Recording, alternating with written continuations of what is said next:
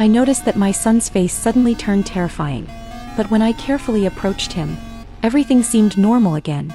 In fact, I had already sensed something unusual, because sometimes when I looked at him, I found that the way he looked at me was nothing like a child.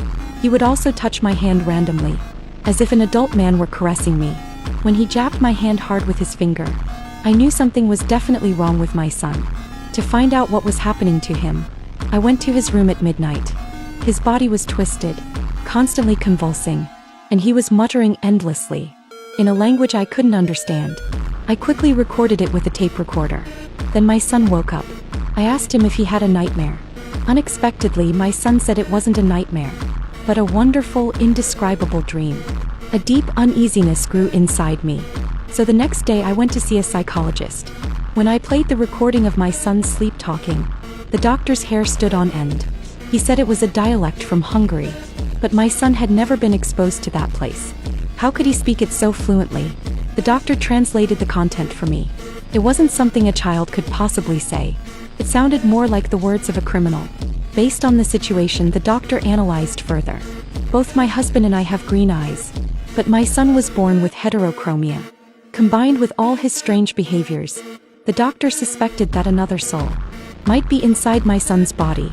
If it wasn't expelled soon, my son's body might be completely taken over by the demon. I couldn't accept such an answer right away. I decided to go home and calm down.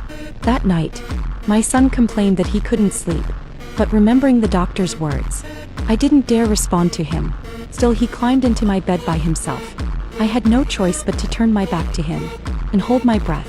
Then I felt his hand slowly rest on my back. It made me feel extremely uncomfortable. After struggling through the night, I discovered something even more terrifying. Under my son's wardrobe, I found a stack of files. Inside were photos of a strange woman. I hurriedly took my son to the doctor to prepare for a hypnosis ritual. As the ritual began, my son's eyes grew fierce. His body started shaking, and his hands kept clawing at the couch. The evil soul appeared. Although he didn't tell the doctor his identity, the doctor saw a name on the couch. After learning this, I quickly searched the computer. He really was a criminal, and the time of his death was exactly the time of my son's birth. He must have taken over my son's body, and that strange woman, she was the survivor who escaped from him. To save that woman, and to bring back my son, we awakened my son's soul, and completely expelled the man's spirit.